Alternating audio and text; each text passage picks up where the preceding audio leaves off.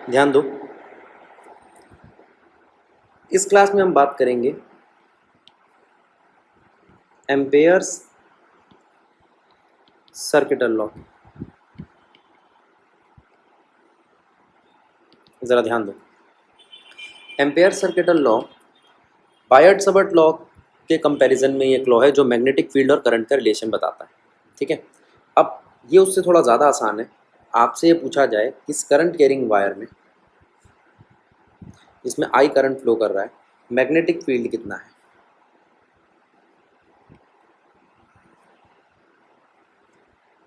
तो हम कहते हैं कि जो मैग्नेटिक फील्ड है करंट कैरिंग वायर में वो है आई। खत्म कहानी। B इज इक्वल्स टू आई। तो जो भी करंट है उससे जो मैग्नेटिक फील्ड पैदा हुई है वो आई। फिर उसके बाद कहा कि इसके इतने रीजन में कितनी मैग्नेटिक फील्ड है। अब तो रीजन थोड़ा बड़ा हो गया, यहाँ बाहर क्या आ गया, यहाँ स्पेस आ गया। अब उस स्पेस में क्या हो सकती है? उस स्पेस में हो सकता है वैक्यूम, उस स्पेस में हो सकती है एयर यानी कि हवा, उसमें हो सकता है वाटर। इन शॉर्ट ये सब हो सकते हैं मीडियम। अच्छा, जब ये बात पता चली तो पता चला कि भाई मैग्नेटिक फील्ड जो है ना वो करंट पे डिपेंड करती है, और जो कांस्टेंट आएगा हटाने पर वो आएगा म्यू। ठीक है, म्यू नॉट सिर्फ वैक्यूम के लिए। और इस म्यू नॉट की वैल्यू मैं आपको पिछली वीडियो में बता चुका हूँ, 4 पाई इंटू 10⁻⁻⁷, क्योंकि म्यू नॉट अपॉन में 4 पाई की थी 10⁻⁷। ठीक है, अब ज़रा फिर से ध्यान देना, मैं आपसे पूछ रहा हूँ कि ये करंट है आई और ये इसके आसपास का रीजन है। तो आपको क्या लगता है मैग्नेटिक फील्ड इसके पास ज़्यादा होगी या दूर ज़्यादा होगी या और दूर ज़्यादा होगी? तो जाहिर सी बात है पास में मैग्नेटिक फील्ड का असर ज़्यादा होगा, दूर जाते जाते मैग्नेटिक फील्ड का असर कमज़ोर होता जाएगा। तो इसको कैसे समझाएं, कैसे बताएं कि मैग्नेटिक फील्ड का असर कहाँ पे? तो हमने कहा एक काम करते हैं, जैसे जैसे हम दूर जाते जाएंगे उस एरिया में आने वाला कोई भी मीडियम उस मैग्नेटिक फील्ड के असर को कम करेगा। तो मैं यहाँ पर एक चीज़ दिखा रहा हूँ, देखो। तो जितना डिस्टेंस बढ़ता जाएगा आपका, जैसे ये उतना मैग्नेटिक फील्ड का असर कम होता जाएगा। लेकिन इसको हम बताएं कैसे? अब डिस्टेंस बढ़ रहा है, इतना रीजन, जैसे जैसे रीजन बढ़ता जा रहा है तो ये लीनियरली मैग्नेटिक फील्ड कम होती जा रही है। तो मैंने आपसे पूछा ये जो बनाई है मैंने सर्कल या सर्कुलर शेप, इसकी लेंथ कैसे होगी? तो इसकी लेंथ होगी dl, या टोटल लेंथ ले लो l। तो मैग्नेटिक फील्ड जो अब आएगी वो ये आएगी, mu naught I upon length. फिर किसी बच्चे ने कहा कि नहीं भैया लेंथ को हम 2πr ले लें, क्योंकि सर्कुलर रीजन है, हम कह देंगे ये जो है ये रेडियस r है, ये r डैश है, ये r डबल डैश है। हाँ जी, ये कर सकते हैं। तो b is equals to mu naught I upon में 2πr। अब मैं आपसे पूछ रहा हूँ उसको 2πr टाइम्स क्यों किया? तो फिर से एक बात को समझते हैं, फिर से एक करंट कैरिंग वायर लो और उसमें आप इस तरीके से मैग्नेटिक फील्ड को दिखाओ, ये।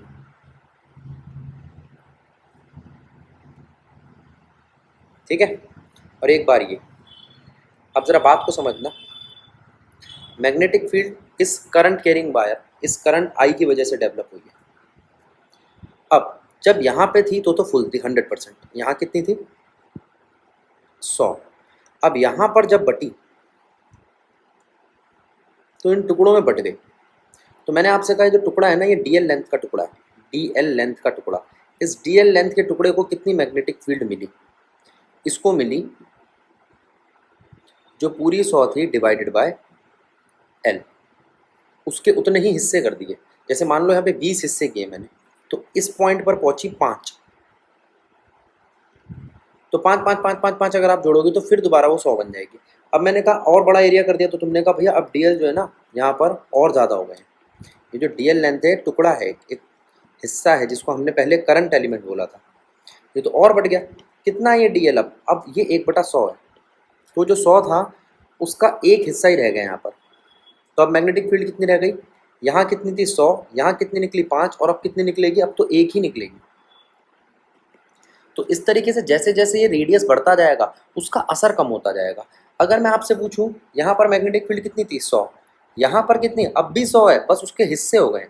और यहाँ पर कितनी है, वो अब भी 100 है, लेकिन उसका एक हिस्सा 1/100वां हिस्सा है, तो वो इसलिए एक दिखाई देता है, वो एक डीएल लेंथ के लिए। तो ये क्या है, ये इंटीग्रेशन है उस डीएल लेंथ का। अच्छा, तो अगर मैं ये कहूँ तो क्या गलत होगा कि B is equals to mu naught I उस डीएल का integration over a close loop for DL part of circular loop. ठीक है, पहली बात ये सर्कुलर लूप एक इमेजिनरी लूप है, दूसरी बात ये जो सर्कुलर लूप है इसके डीएल पार्ट की मैग्नेटिक फील्ड इतनी आएगी। अगर आप चाहो तो इसको ऐसे लिख सकते हो, बी डॉट डीएल, मैं क्या करा, मैंने नीचे वाले जो डीएल पढ़ा था उसको उठा के ऊपर ले गया, is equals to mu naught I. तो ये बन गया आपका एम्पेयर सर्किटल लॉ। ठीक है, हम क्या करते हैं, यहाँ से पढ़ते हैं, जबकि पढ़ना यहाँ से उचित। बी आई पे डिपेंड करता है और बी का लाइन इंटीग्रल म्यू नॉट आई पे डिपेंड करता है। ठीक है, फॉर एन टर्न्स के लिए बी डॉट डी एल होना चाहिए म्यू नॉट एन आई, खत्म बात। ठीक। अच्छा, एक चीज़ और होती है, उसे कहते हैं हम नंबर डेंसिटी। नंबर डेंसिटी को कहते हैं हम छोटा n, यानी कि number of turns per unit length. तो वो यहाँ से मिल जाती है आपको। तो b ठीक है, dl mu not an I. dl का इंटीग्रेशन आप l ले लो या 2πr ले लो, इस l को नीचे ले जाओ तो ये बन जाएगा म्यू नॉट स्मॉल एन आई। ये है आपकी मैग्नेटिक फील्ड। ठीक है, और अगर इसको 2πr लो तो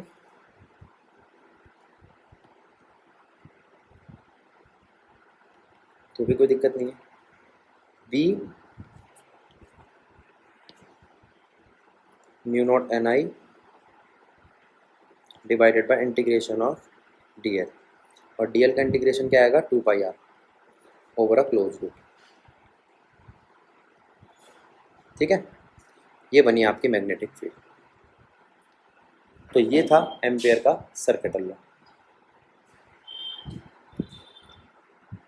आगे चलते हैं।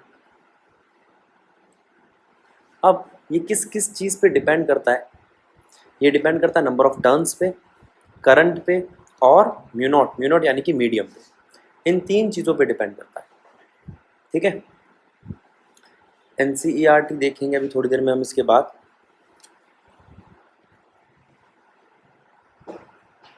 देखो एनसीईआरटी में क्या कहता है,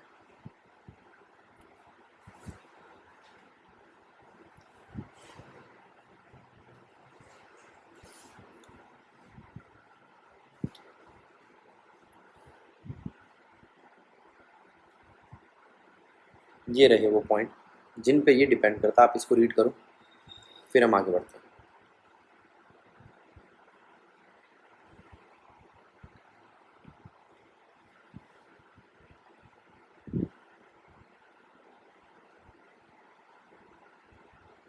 ठीक है,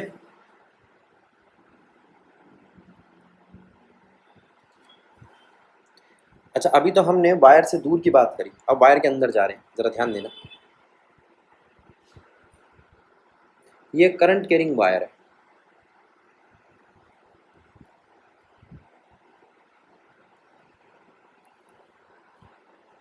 ठीक है, इसके अंदर करंट आई फ्लो कर रहा है, अभी बताया था आपको। ये एक करंट कैरिंग वायर है जिसके अंदर करंट आई फ्लो कर रहा है पूरी वायर में।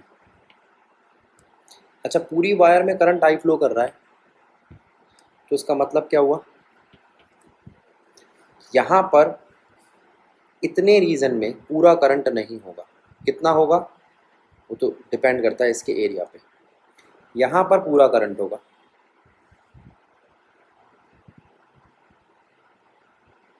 ठीक है, और अगर बाहर चले जाएं तो वहाँ पर भी करंट तो पूरा होगा। तो अब ज़रा इन रीजन्स को देखना, ये आर है, ये आर है और ये आर है। आप ध्यान करोगे तो आपको एक शेल्स थ्योरम याद आएगी जो हमने कभी 11वीं क्लास में पढ़ी थी ग्रेविटेशन चैप्टर में, ठीक है।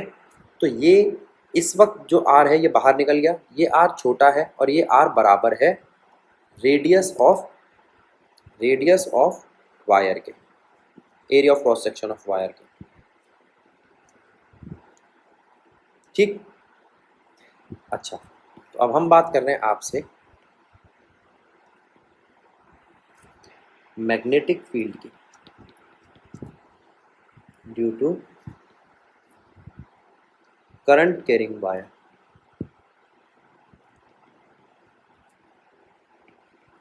इसमें पहला पार्ट आता है आउटसाइड द वायर, वायर के बाहर। तो आप फॉर्मूला देखो, इस वक्त आर बड़ा है इस आर से, अगर बड़ा है तो क्या होगा,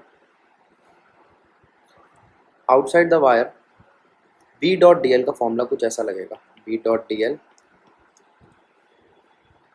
is equals to mu naught I, I पूरा लगेगा, बी ठीक है, डी एल का इंटीग्रेशन आया 2 पाई स्मॉल आर,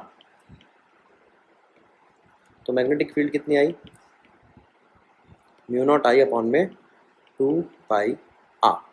क्या रिलेशन दिख रहा है आपको आर के साथ बी का, मुझे तो इनवर्स दिख रहा है। कौन सा बी है ये, आउटसाइड, इसलिए मैंने इसके नीचे आउट लिख दिया, तो बी आउटसाइड आया इनवर्सली प्रोपोर्शनल टू आर। अब सरफेस की बात करते हैं, सरफेस पे कितना आएगा, छोटा आर बड़े आर के बिल्कुल बराबर है, छोटा आर बड़े आर के बिल्कुल बराबर है, तो बी डॉट डी एल कितना आएगा, म्यू नॉट आई, बी ठीक है, डी एल का इंटीग्रेशन म्यू नॉट आई, ठीक है। अब बी कितना आया, म्यू नॉट आई अपॉन में 2 pi capital R.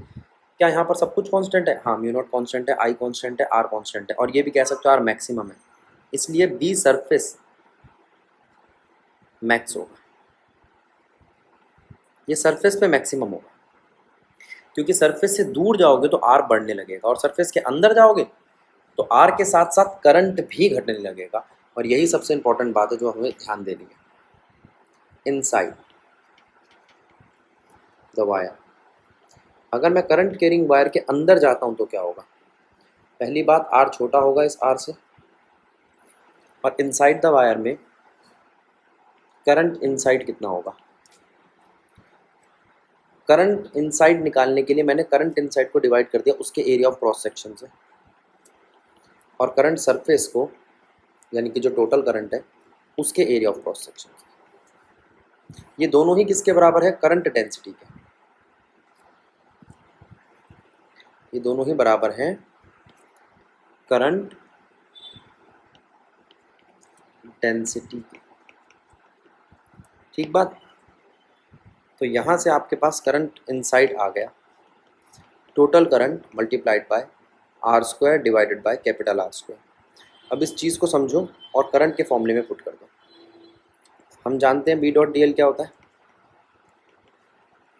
Mu naught आई, इस बार आई इन है, म्यू नॉट ठीक है, आई इन की वैल्यू मैंने ये पुट कर दी, और जो जो कांस्टेंट है वो कर दिए बाहर, बी ठीक है, डी एल का इंटीग्रेशन क्या होगा यहाँ पर 2 पाई छोटा आर, जो कट सकता है वो काटो फिर आगे बढ़ो, एक आर कट रहा है, तो बी कितना आया, म्यू नॉट आई कांस्टेंट है, 2 पाई कांस्टेंट है, आर स्क्वायर कांस्टेंट है, सिर्फ आर बचा, तो बी का आर के साथ क्या रिलेशन आया, B inside is directly proportional to R. तो यहाँ से बात पता चलती है, अगर एक करंट कैरिंग वायर की बात करें तो उसका डिस्टेंस के साथ रिलेशन वेरी कर रहा है, सीधा साधा नहीं है। कैसे वेरी कर रहा है, जब तक वो वायर के अंदर रहता है ये है डिस्टेंस, जिसे हम छोटे r से दिखा रहे हैं, ठीक है। और ये छोटा r 0 से लेके कैपिटल R तक और उसके आगे भी बढ़ेगा। कैपिटल R तक आते आते ये डायरेक्टली प्रोपोर्शनल रहता है, ध्यान देना, ये डायरेक्टली प्रोपोर्शनल रहता है जब तक वो कैपिटल R तक आता है, और उसके बाद ये गिरने लगता है, ये इनवर्सली प्रोपोर्शनल बन जाता है।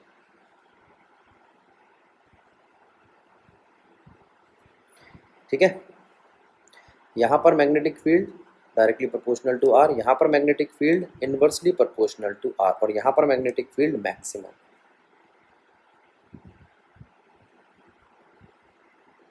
और उस मैक्सिमम का मतलब क्या है?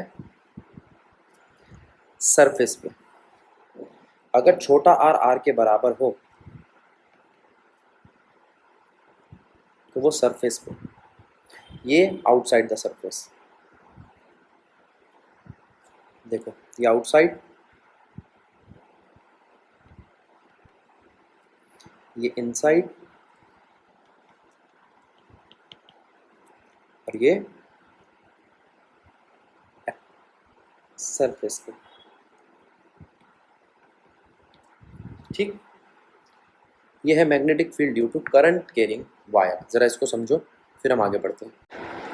अब इस टॉपिक में हम बात करेंगे force between two parallel current carrying wire. दो पैरेलल करंट कैरिंग वायर के बीच में फोर्स कैसी होगी, ठीक है। और यही आपको आगे डेफिनेशन भी देगा 1 एम्पेयर की, ठीक है। तो सबसे पहले हम आपसे बात करते हैं, ये एक पैरेलल करंट कैरिंग वायर है, और एक पैरेलल करंट कैरिंग वायर किसी दूसरे पॉइंट मतलब उसके लेफ्ट हैंड साइड पे या राइट हैंड साइड पे किसी पी पॉइंट पर कितनी मैग्नेटिक फील्ड लगाता है। तो क्या पढ़ा था हमने इसके बारे में? हमने पढ़ा था म्यू नॉट अपॉन 4 पाई आई बाय एक्स। अगर वो पैरेलल करंट कैरिंग वायर बहुत लंबी हो तो साइन फाई 1 और साइन फाई 2 की वैल्यू 2 हो जाती है। तो यहाँ से फॉर्मूला आता है म्यू नॉट अपॉन 2 पाई आई बाय एक्स। तो ये है आपकी मैग्नेटिक फील्ड एक infinite long current carrying wire की। तो ये एप्लीकेशन थी बायोट सवर्ट की। आप लिख लो यहाँ पे, magnetic field of infinite long current carrying wire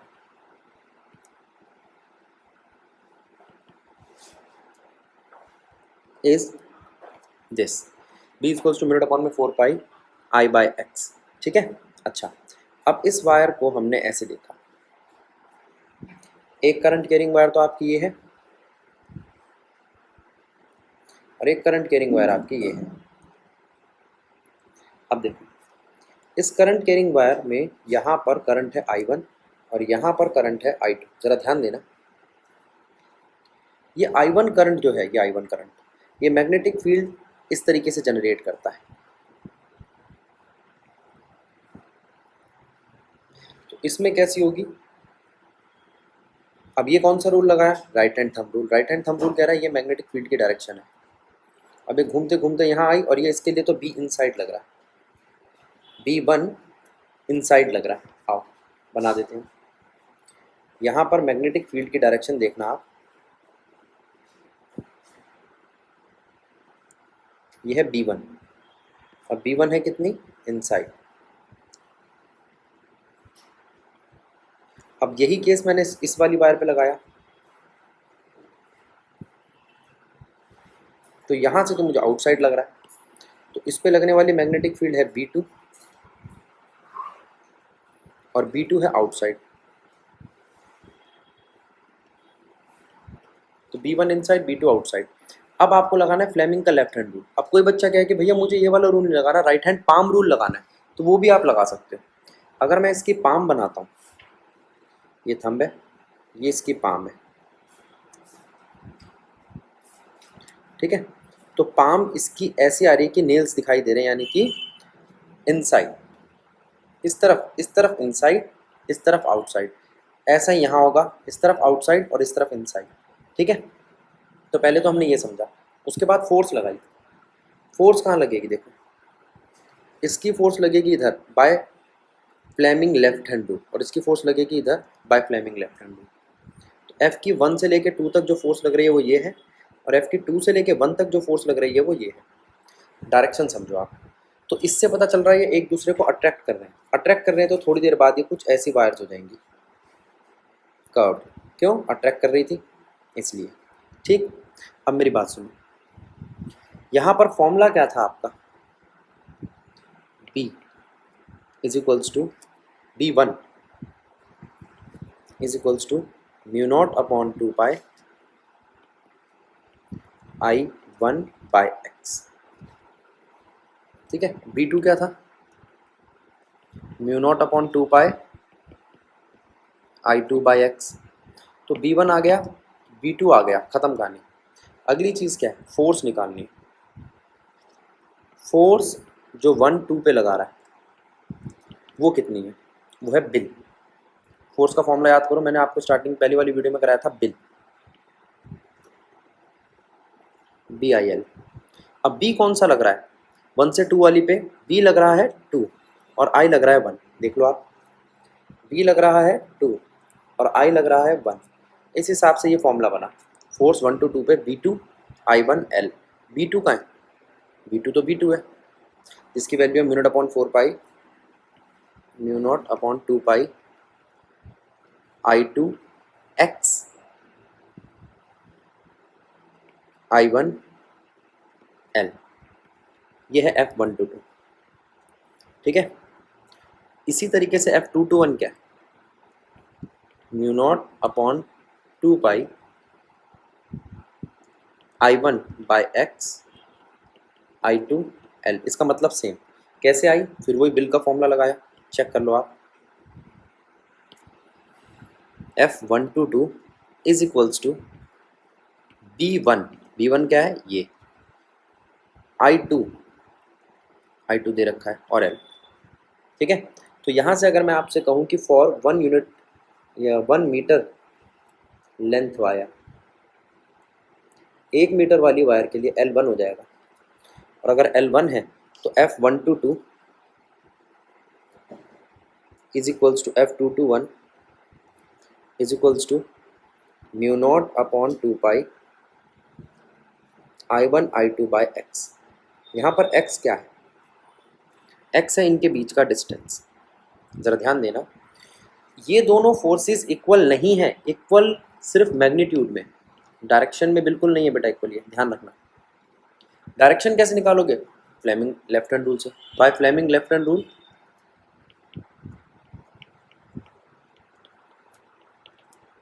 F122 is equals to minus of F221, that is in opposite direction। और वो कैसी दिख रही है वो मैंने आपको फिगर में बना के दिखा दिया। ठीक है, अब मैं आपसे कह रहा हूं क्या ये डेफिनेशन दे सकता है 1 एम्पेयर की? आओ डिफाइन 1 एम्पेयर।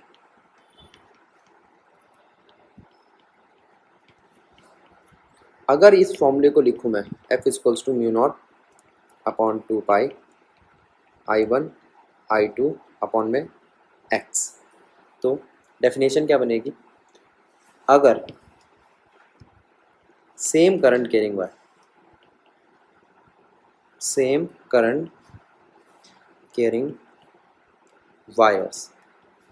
अब सेम करंट कैरिंग का मतलब क्या होता है? I1 equal to I2 separated by 1 metre distance. 1 metre distance का मतलब क्या होता है? x1 है। ठीक है, एक्सपीरियंस या apply 1 newton force on each other, एक दूसरे के ऊपर, then both wires must have 1 ampere current. अब देखो, फोर्स का फॉर्मूला क्या है? Mu naught upon 2 pi I1 I2 by x. अब अगर मैं इसको 1 न्यूटन कर दूँ, इसको 1 मीटर कर दूँ, अच्छा ये रह गया, तो फोर्स 1 न्यूटन मत करो, म्यू नॉट अपॉन 2 पाई करो फोर्स।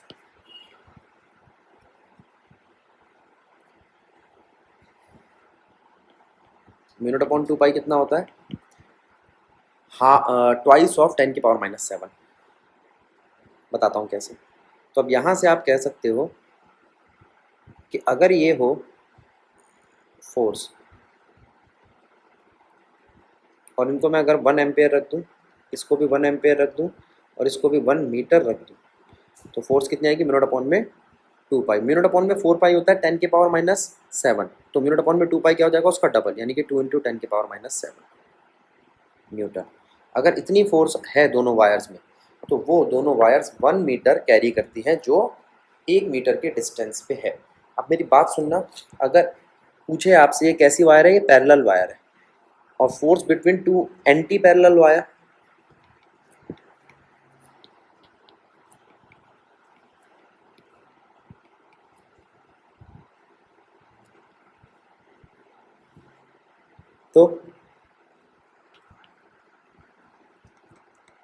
तो आपको बोलना है सारी कैलकुलेशन सेम रहेगी, बस डायरेक्शन बदलेगी फ्लेमिंग लेफ्ट हैंड रूल के हिसाब से।